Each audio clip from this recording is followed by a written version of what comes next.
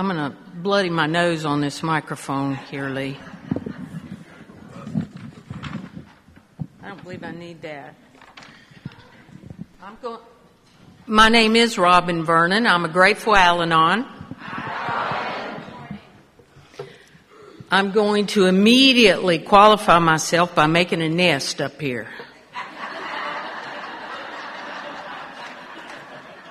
Get everything just like I like it. Little Bert's bees. Lee said I had to be done in an hour and 45 minutes. I think I can cut it short.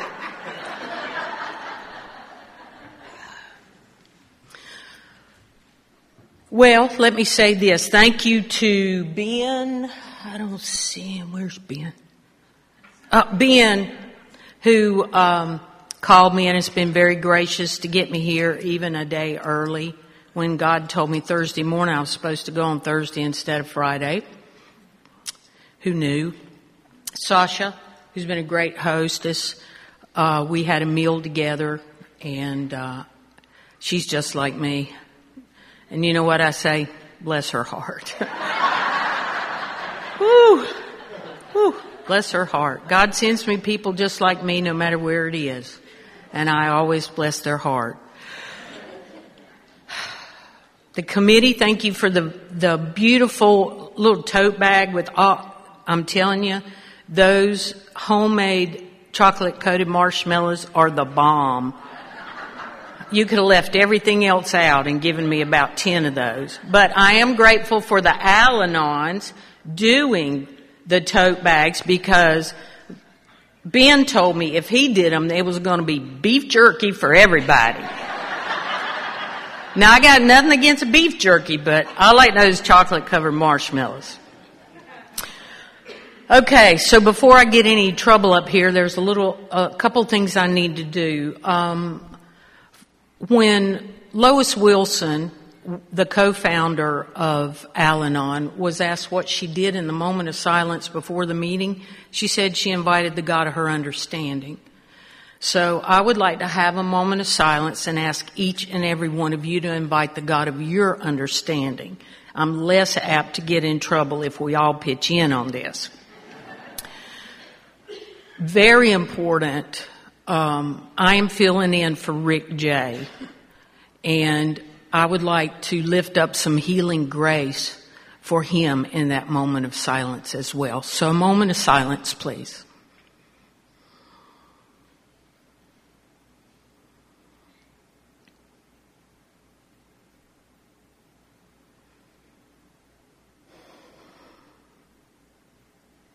Amen. Okay, so my home group is the Help and Hope Al-Anon Family Group in Winston-Salem, North Carolina. We study the steps, the traditions, and the concepts. Okay? I learned pretty early on from my first sponsor, who was a black belt Al-Anon, that the legacies, there's 3 of them. It's like a 3-legged stool. If I'm not studying all the way around, what happens? One leg of the stool gets a little shorter than the others, and I fall off and bust my So it's been good for me. It's been very, very good for me. They're my family of choice, honestly. You all, people I've never laid eyes on before, are my family of choice. You are the people. Strangers? No, there's no strangers in this room. You know more about me really on some level than my sisters know about me because they're not in recovery. Okay? So, well, I do have one, my baby sister. She just made 27 years. She doesn't go to program, but her life is good. She knows more about me than the other 2. But anyway, you're my family of choice. And I'll tell you one thing, here in Tennessee, y'all know how to do recovery. Okay? Y'all know how to do recovery.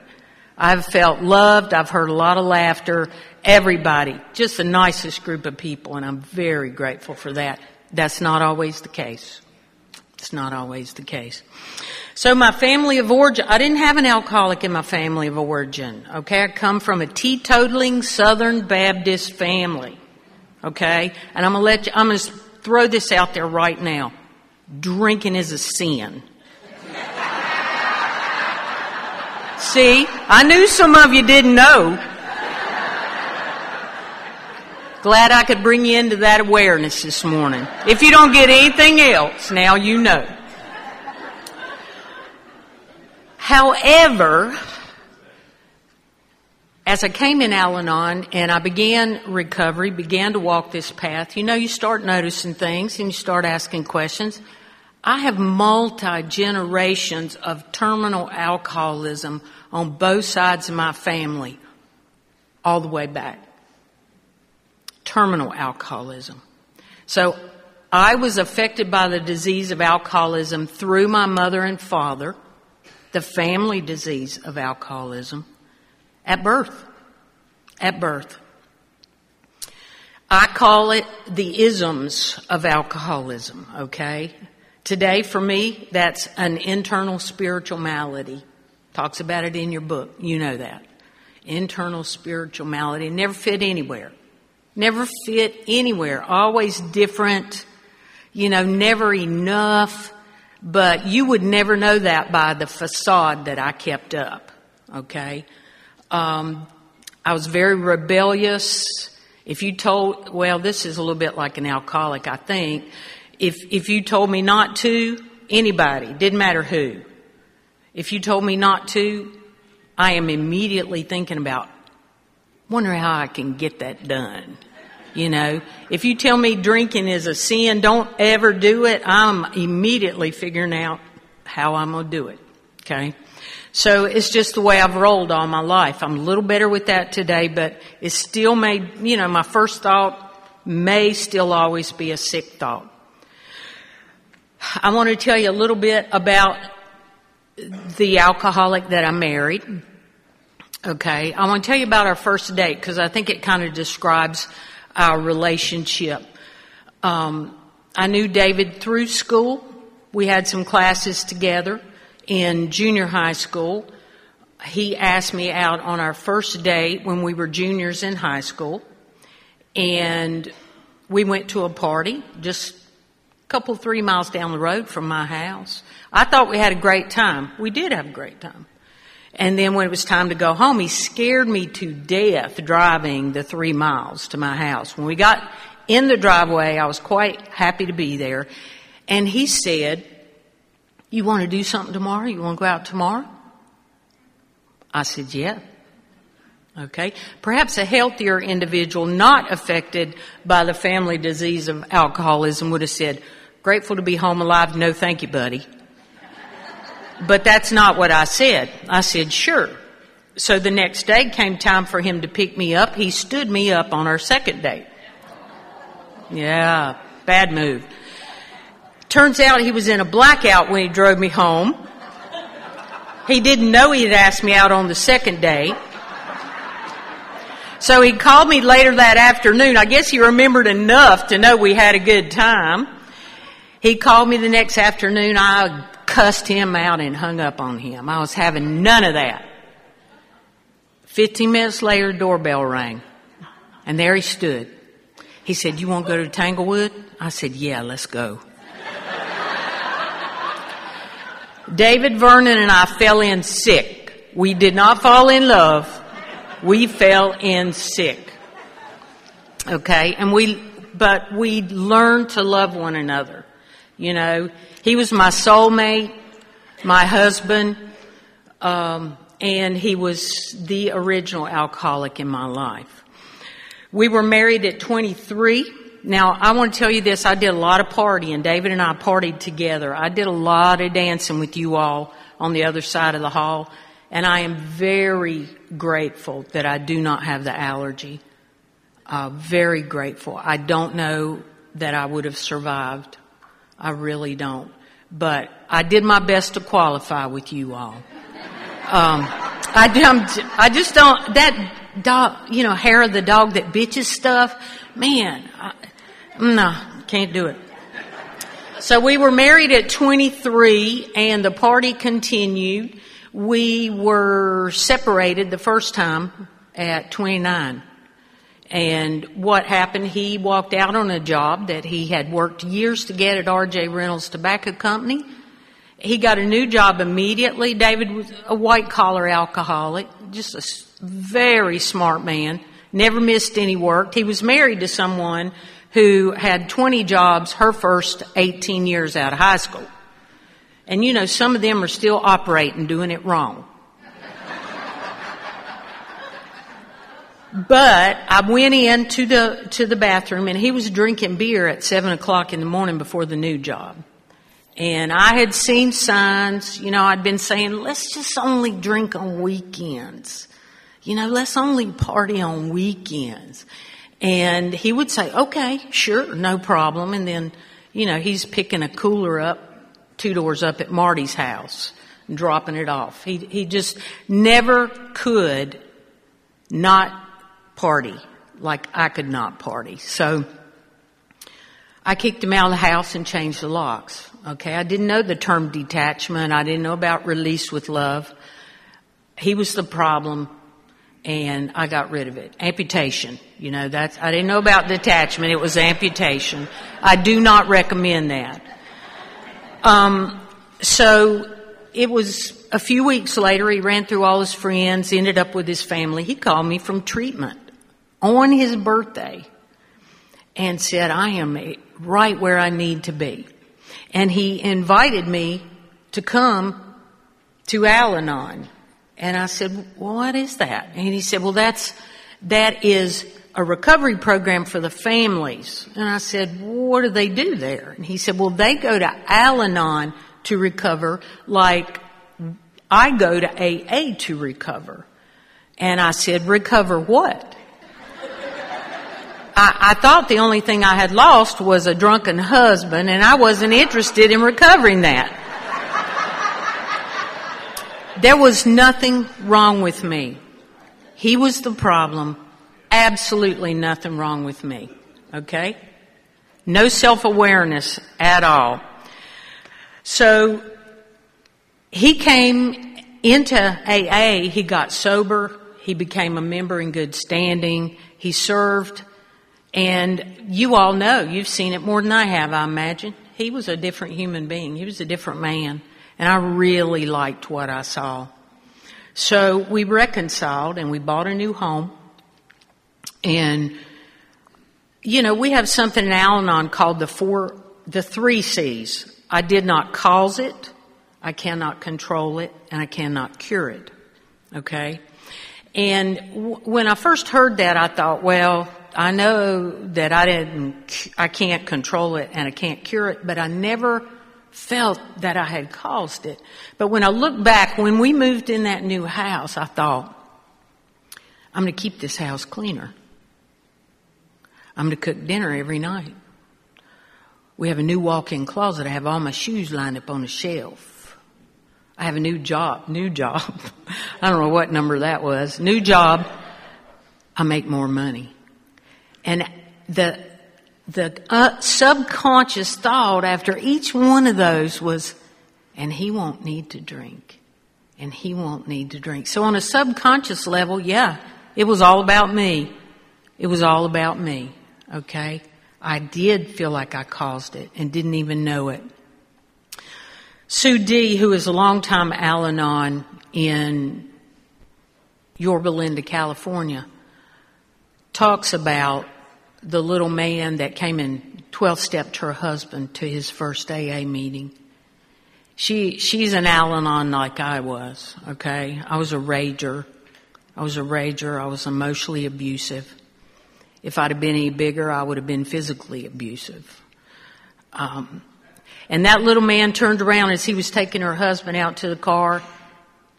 He said, you are just as sick as he is. And he cannot stay sober coming home to an old idea. You need to go to Al-Anon. I had a 4th C. I didn't cause it, couldn't control it, couldn't cure it, but buddy, I knew how to contribute. And it was with my mouth and my attitude. My mouth and my attitude. And I remember clearly saying to him, why are you still going to those meetings? You hadn't had a drink in 5 years. Why are you still hanging out with those people? So ignorant about the disease. So very ignorant, because there was nothing wrong with me. He came home to an old idea for 7 years. He injured his back at work. I came home from work one day and he was in a blackout. I had never even thought about it. I had never even thought about him picking up again. And that started about 2 years of the worst insanity that I have ever lived in. And I will tell you what, I was 95% of it. I was 95% of it. My disease kicked in on a level that I had no idea was possible. It was real insane. I want to qualify myself just a little bit. I did a lot of search and find. A lot of search and find. There was a duffel bag in the basement. It was David's duffel bag. I searched it at least once every day. He kept putting it there, whatever it was, okay? I would go down there, whether it was liquid, powder, whatever it was, pill form, it didn't matter. David identified as an alcoholic, and he was a textbook alcoholic, but he didn't mind recreating a little bit.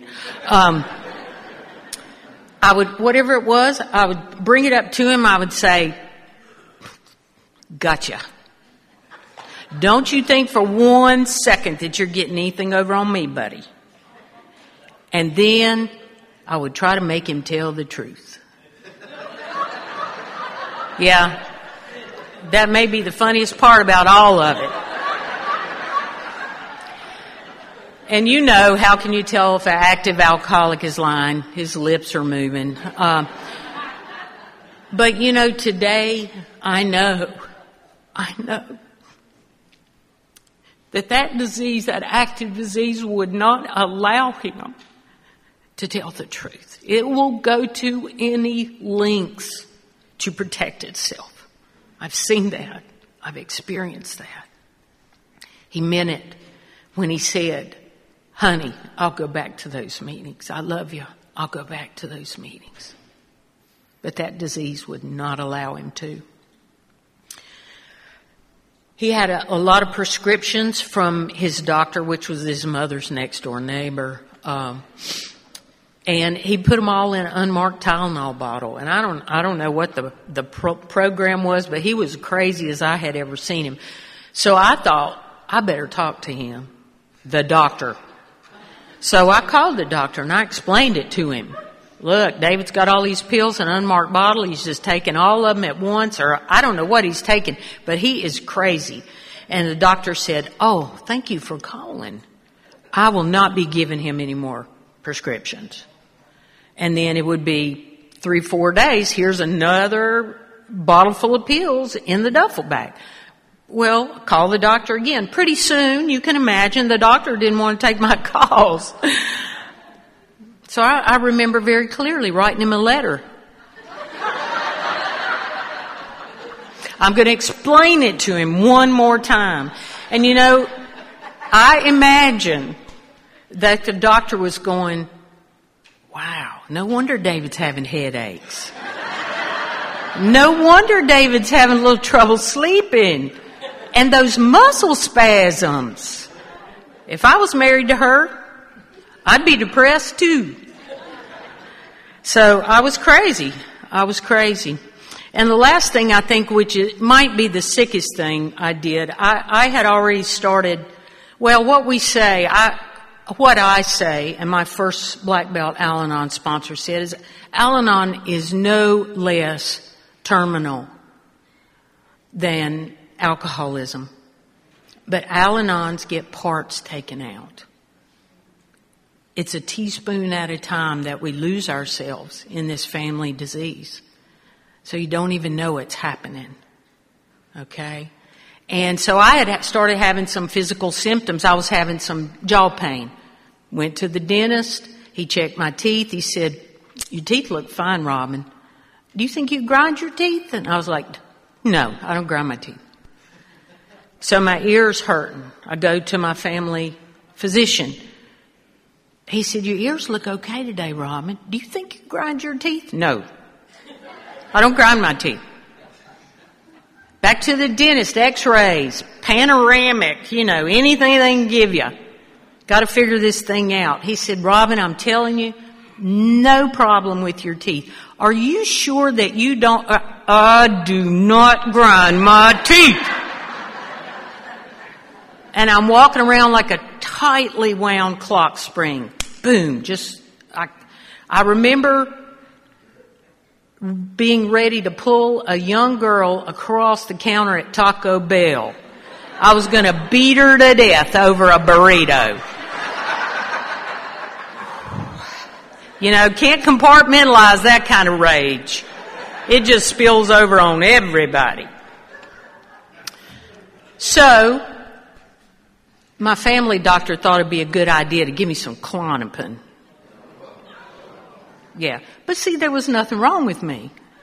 So what I did with the Klonopin, I thought this was brilliant when I did it, was I put the bottle of Klonopin in the medicine cabinet beside David's shaving cream. So he had to see it every day.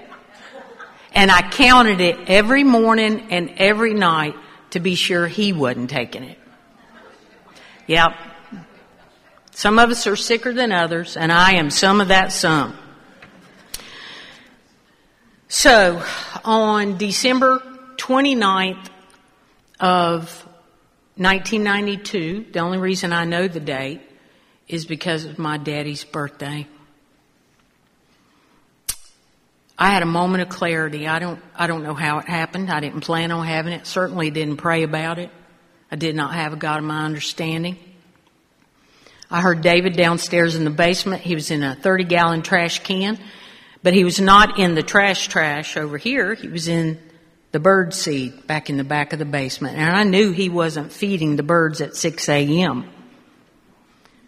But I didn't go down and search. He passed out on the couch that afternoon. I went down to the bird seed, lifted the lid, and there were a lot of little vodka bottles, empty vodka bottles in there. I came upstairs. I sat down across the living room from him, and I very quietly said his name to wake him.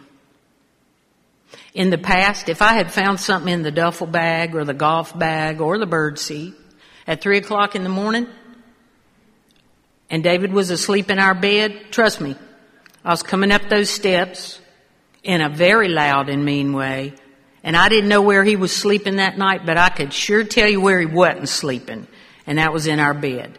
I just had no control over what happened. I would, with my disease, if I have a slip, I lose my mental and emotional sobriety, and I was full of anger, rage, and resentment. I held that bottle up and I said, Dave, I can't live like this anymore. If you want help, I'll support you. If you don't, then you need to go. And he made the decision to go into an outpatient treatment program. Now, I went to the family program, okay? I want to be really clear on why I went. I went, first of all, to be sure he went. And second of all, I went to be sure he heard what he needed to hear. And I told him what that was all the way home every night from the meetings. And as soon as I got through telling him what it was he should have heard that night, I would talk about him and them. The others. They'd put us all, the patients and the family members, in the same room for 4 hours. Oh, yeah, it was awful. I mean, they were a sick bunch. Nothing wrong with me. It didn't dawn on me I'm there for the same reason they are. But anyway, I would say, God, did you hear what she said? Did you hear what he thought? Did you hear what they did? Talking about him and them all the way home. Third night we were there. They'd given us these notebooks. The counselor sitting right in front of me, he says, turn page 47 in your notebook. Well, I very promptly and perfectly turned to page 47 in my notebook, and I looked over and David appeared to be struggling. So I just reached over and helped get his notebooks to page 47. And like he'd forgotten his numbers or something. David was way smarter than me. Anyway, I looked up and that counselor was looking at me. And I knew when I saw that look on his face that that is the look that I had on my face talking about him and them on the way home. Ooh, you're a sick one. You're a sick one. And my mind opened just a crack. Just a crack. And just a shaft of self-awareness came in. And I thought, I don't think I'm okay. Coincidence that they loaded us in a van and took me to my first Al-Anon meeting that night? I think not. I think not. A God I didn't even know doing for me what I could not do for myself. And for me, I came home. I came home. I fit there like I had never fit anywhere in my 36 years of life. Anywhere. There were people in there talking about my secrets. The secrets I'd been keeping for years. You all know what I'm talking about. I came home and I immediately wanted what they what they had. So I began to ask questions. You know, and they said the more meetings you go to, the quicker you're going to feel better. They said, get a sponsor. I said, what's a sponsor? They said, that's somebody that can walk with you through the steps. That has a sponsor that has walked with them through the steps. And I immediately started to follow what my first Black Belt Al-Anon sponsor called good, orderly direction. I did not have a faith, even though I was raised in a Southern Baptist church, forced to go till, if the doors were open, I had to be there till I was 18 years old. And I told my mom, I'm not going to church anymore. Don't wake me up. If you want me to move out, I will. I did not find a God there. That's on me, not on that church. Good orderly direction. My sponsor knew. She knew me, and today I understand. She knew more about me the first time she laid eyes on me than I knew about me when I walked in Al-Anon, because I was just like her. And so we started following good orderly direction. And I will never forget the first suggestion she made to me. You know, they don't tell you what to do, but they can make some pretty strong suggestions. She said, Robyn, it would be a good idea if you didn't say anything to David that was judging, accusing, or blaming. I was willing to go to any lengths. Jab. Is it judging, accusing, or blaming? I went home. I held everything up to that before it came out of my mouth. Is it judging, accusing, or blaming? All communication on my part ceased. I do not exaggerate. My next big awareness was that everything I'd said to that man for years was judging him for something, accusing him of something, or blaming him for something. My thinking was so distorted, I thought everything that was wrong in my world was David's fault. That's it. And that was far from the truth. So I go back to my sponsor. I said, we've got a communication problem at the house. What can I say? Let's approach it from that angle. And she said, you can say it if it's loving, true, and necessary.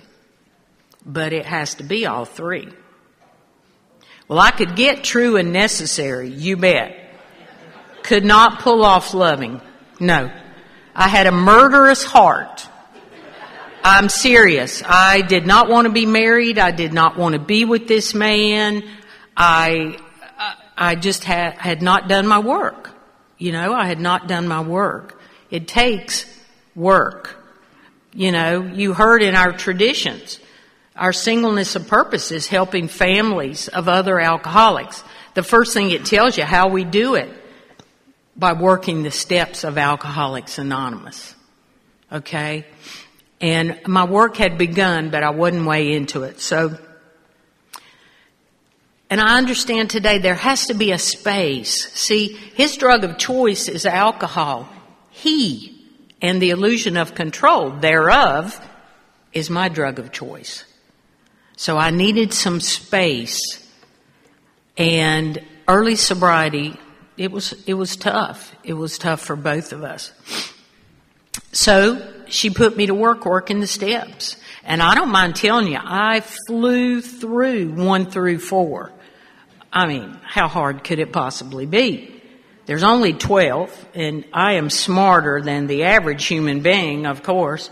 My character defect of knowing best, it's tempered. It's tempered. I like what Jim Williams, longtime sober member of AA, says. He's gone. But gosh, I wore his cassette out early on. His sponsor told him, as long as you think you know, you'll never know.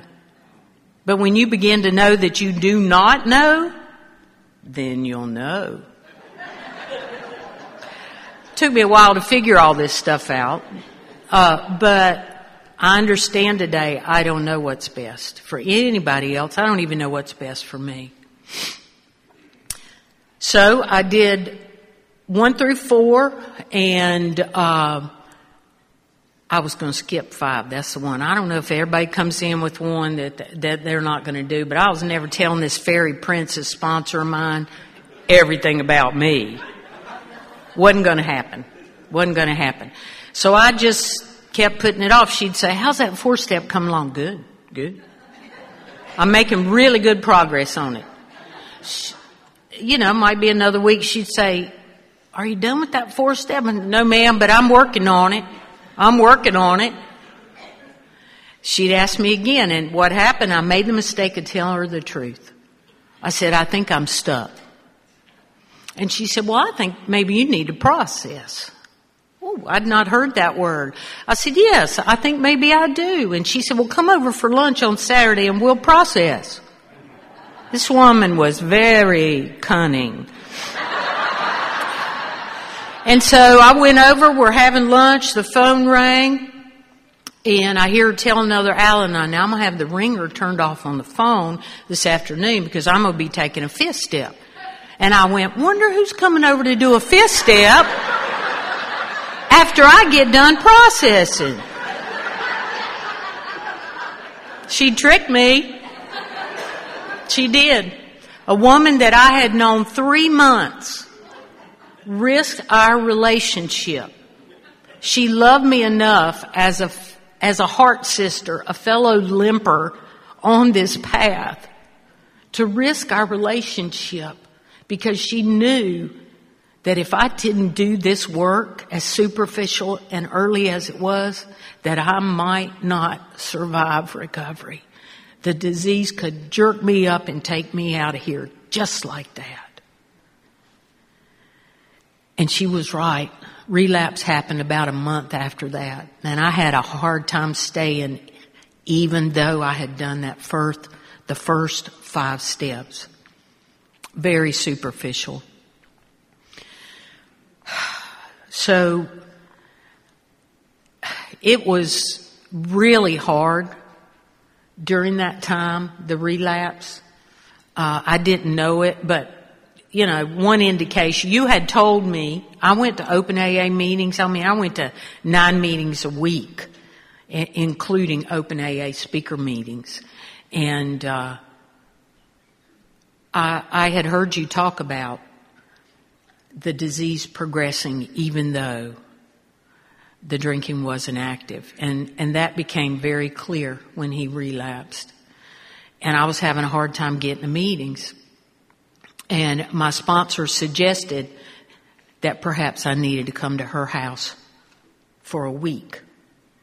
And she was right. I had enough trust in good orderly direction that that's what I did. Now I want to 5th step you to let you know that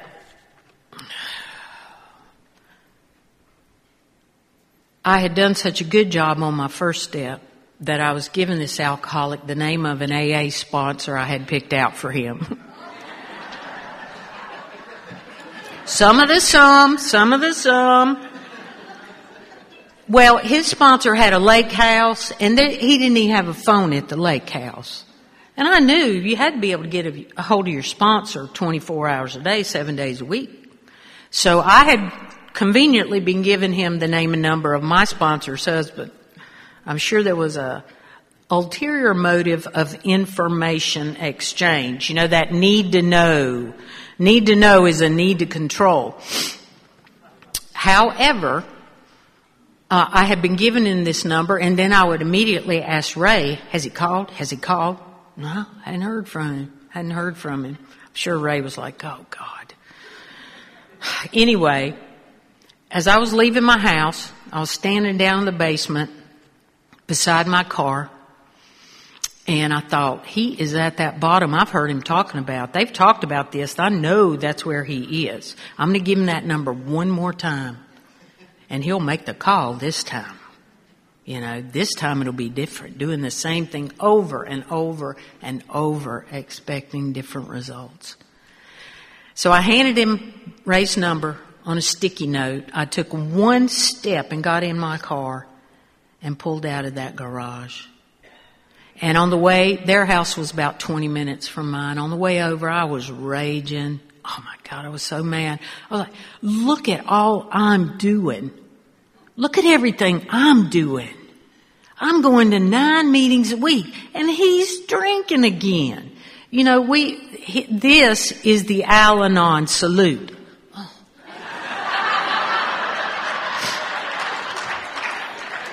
You know, I thought martyrdom was one I didn't have. Managing, manipulating, meddling, martyring, mothering, the 5 M's. I had martyrdom galore, okay? It was all about me, you know. You heard a lot about selfishness and self-centeredness from Charlie last night. And the alcoholics don't corner the market on that. It was all about me. He drank at me. About halfway over to my sponsor's house, I looked down, and that yellow sticky note was on the bottom of my shoe.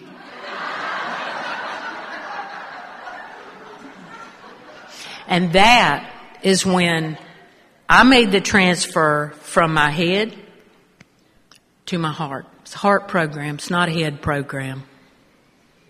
And I knew when I peeled that off the bottom of my shoe that she's right. I'm not qualified to help him. I am not qualified to help him. I am powerless over that alcoholic and his alcoholism. I knew it in my heart. And up until then, I'd been holding a magnifying glass. He was like a bug under a magnifying glass. I knew what he was doing. I could tell you where he was in the house. That's it. And I put that magnifying glass down, and I picked up a mirror right then. And I got real serious about paying some attention to Robyn. Okay? So that was the transfer on the first step. I want to tell you a little bit about the transfer on the third step. I came home after being at her house at a week. Turned out I didn't know it, but David told me later he was in a 5-day blackout. And he missed work for the first time ever due to his alcoholism. And I was really grateful that I had left. I came home, and there was not a lot of communication, okay? Because my sponsor, she always said, it's like your lives are like railroad tracks, Robyn. You have a track, he has a track. They run side by side, but they don't ever cross. You mind your own business. And his recovery, how many meetings he goes to, his sponsor, that is not your business. You are not qualified to help him. So I started minding my own business in a big way. And I came home. I'm not sure how long it had been, honestly. But my disease talked to me. And you've heard a little bit about that from behind the podium. Kent talked about it, as did Astrid. And my disease talked to me. And I came in, pulled in the garage. David was down there. I was halfway up the steps looking down at him. I have no idea what we were talking about, but my disease said, he's been drinking. And then it said, it's in the birdseed. Oh, and so my sponsor had said, she said, before you act out your illness, you pick up that phone and you call me. I was pretty sure searching the birdseed was acting out of my illness. Because she'd said, when you're down there searching a duffel bag, a golf bag, anything in that basement, you have lost your mental and emotional sobriety. You're having a slip. So I went upstairs, I picked up the phone, I went in the walk-in closet and closed the door. That's where I always talk to my sponsor. And I explained it to her. I said, I've come home, you know, I partied so much with him, I can tell. I could take one look at him and he's drinking and it's in the birdseed. I need to go look. And she said, Robyn, your higher power is going to let you know what you need to know when it's time for you to know it. See what you need to see when it's time for you to see it. And hear what you need to hear when it's time for you to hear it. See you at the meeting tonight. Click. I knew better than to call her back when she was in that frame of mind, okay? That is nothing but black belt Al-Anon right there. I saw her at the meeting that night. I'm sure I mentioned it again. Explained it to her one more time. This was Thursday. I don't know how many times I explained it to her in the next couple of days. I don't know how many times she said, Robyn, your higher power is going to let you know what you need to know when it's time for you to know it. See what you need to see when it's time for you to see it. Hear what you need to hear when it's time for you to hear it. On weekends, David worked as a starter at a golf course. For the guys that play golf, girls, anybody that plays golf, you get out there at dark o'clock and you keep them doing whatever it is they do in an orderly fashion. He called me and woke me up that Saturday morning early. And he said, will you do me a favor? I was not happy about being awakened at that early hour. And I said, what? And he said, will you feed the birds for me today? I said, sure. And he proceeded to send me right down to that trash can I'd been dying to search for 3 days. Now I need to let you know, I dug a little bit deeper than I needed to be sure there was no contraband in there. There was nothing there. And that is when I made the transfer on the third step. That's when I knew here, in my heart, not my head, but here, that God's plan and God's timing were perfect. And He was going to give me everything I needed. You know, 3 answers to prayer. Yes, no, wait. I'd rather have a flat out no than wait. It doesn't even sound good. Wait. I don't practice delayed gratification very well. To this day. You know, I had a sponsor, Dot Massey, Southern Belle from Burlington, North Carolina. She'd say, Robyn, honey, sometimes you just have to sit still and hurt.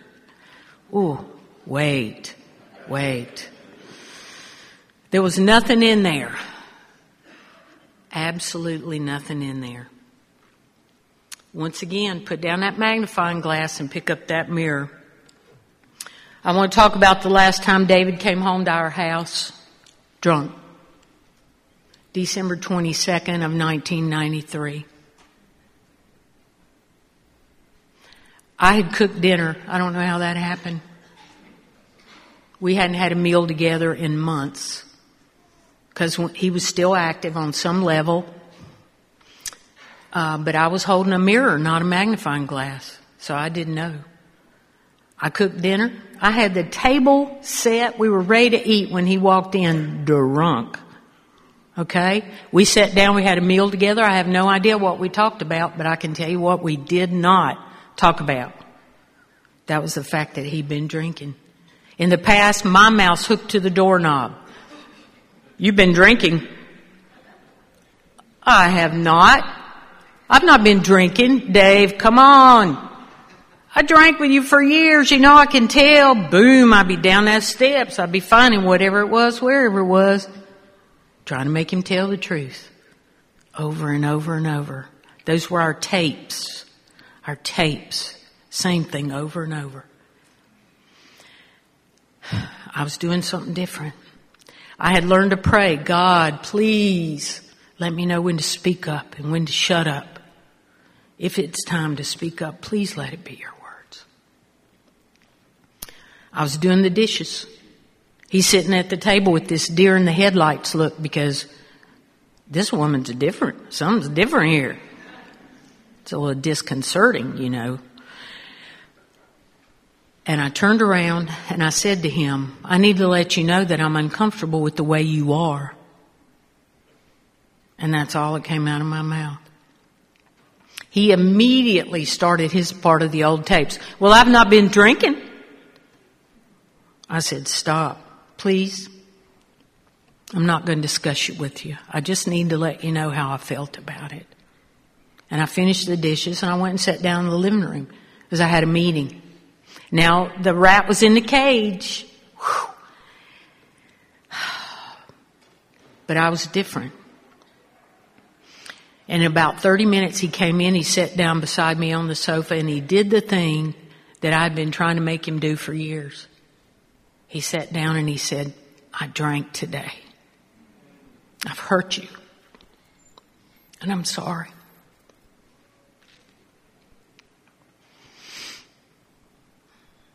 And what happened for me was that I looked in his eyes, and for the first time ever, I saw how badly his drinking hurt him. It had always been about me. Look what he's doing to me. And I knew, I don't know anything about the pain of alcoholism. And I told him, David, I love you, but I can't help you. You know where your help is. And I left and went to my meeting. 2 years later, I went to that same AA speaker meeting I'd been going to from the very beginning. And guess who the speaker was? I didn't even know it. It was David Vernon. I'll never forget what he said. He gave his sobriety date, November 22nd of 1993. And he said, when I came home drunk that night and my wife didn't go crazy like she always had, I didn't have anything else to look at but me. And I did not like what I saw. So the minute I stopped trying to tell him, make him tell the truth, he comes right in and tells the truth. The minute I really get out of God's way and stop playing God, let go of that God-like attitude, that knowing best, God spanked him. God spanked him. I had nothing to do with it.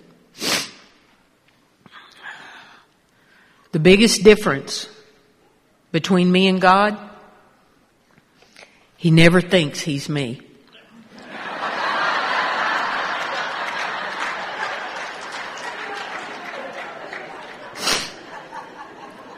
He doesn't get confused about that. I still get a little confused about it sometimes. David and I divorced in 1999.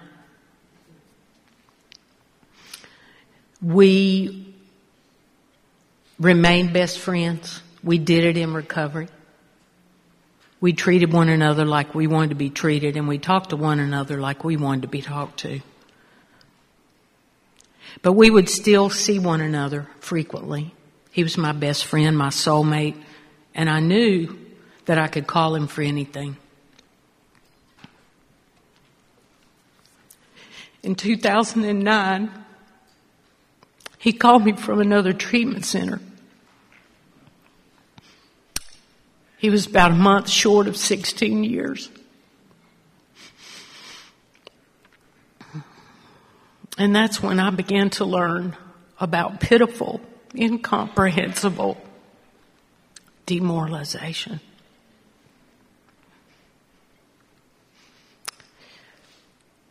He had ended up in the detox center that he'd been taking a meeting to every Tuesday for 14 years as a patient.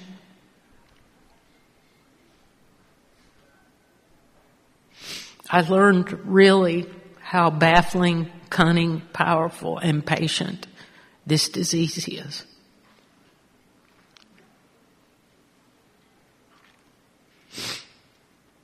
During that first relapse, 4 months in, when I asked my sponsor, what do I do? She said, Robyn, you treat that man like an honored guest in your home. And I couldn't believe she said that. I knew what to do this time. I treated him like an honored guest. There were weeks when I had to love him from a distance. We would talk frequently, but when I didn't hear from him, I knew what he was doing. I loved him from a distance. My disease was screaming at me. It'd be okay for you to go by his house. It would be okay for you to call him. But it wasn't, because I'm not qualified to help him. I'm not qualified to help him. Every time I talked to him, I said, David, you're a good man. And you deserve the very best that God has to offer. I love you. September of 2011, he came by my house. And he had been ravaged by the disease. I had not seen him in some time. And he said, Robyn, I don't think I'm going to live through another relapse. I said, Dave, you're a good man.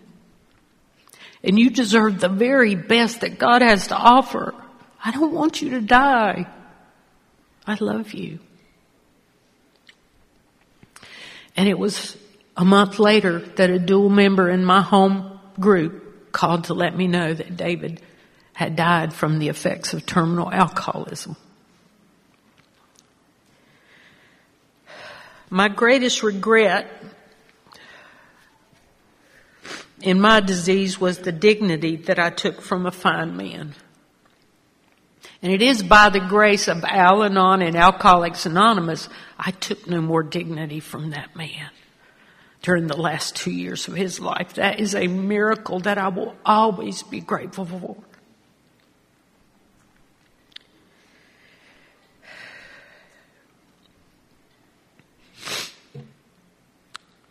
I want to tell you a little bit about today. Today I still go to Al-Anon. You know, people will ask, why you still go? Because I'm not okay if I don't go. I'm not sure I'm ever going to be well. I love it when somebody says, well, I've been here long enough, I'm well. And I'm going, ooh, danger, danger. Back up a step. That won't be me, folks. I'm better, though. I'm better. And I have this design for living that you all have freely gifted us Al-Anons that has made miracles in my life. Miracles in my life. I am so grateful for that. It's just like a tribe, And I belong to your tribe just like you belong to my tribe. It's the same. It's the same. One word different in our step. We carry the message to everybody else that y'all don't, okay? Others. Right quick, I want to tell you,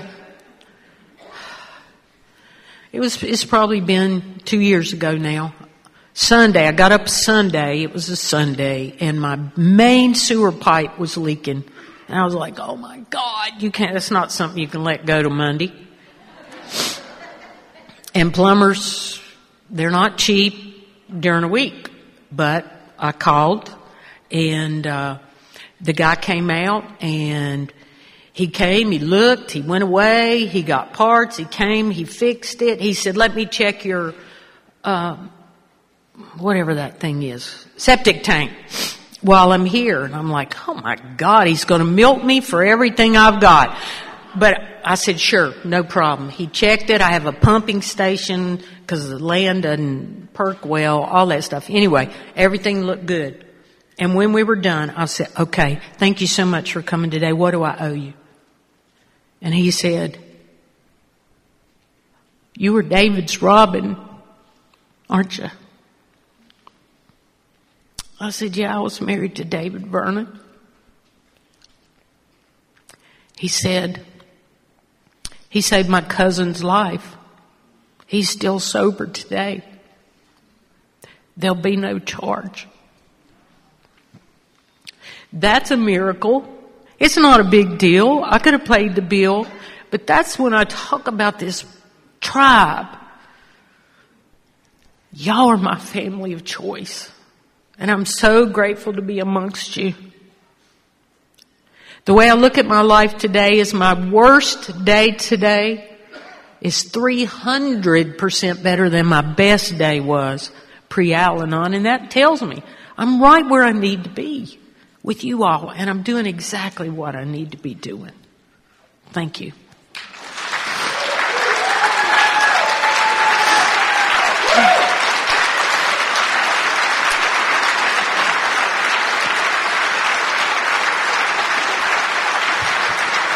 Thank you.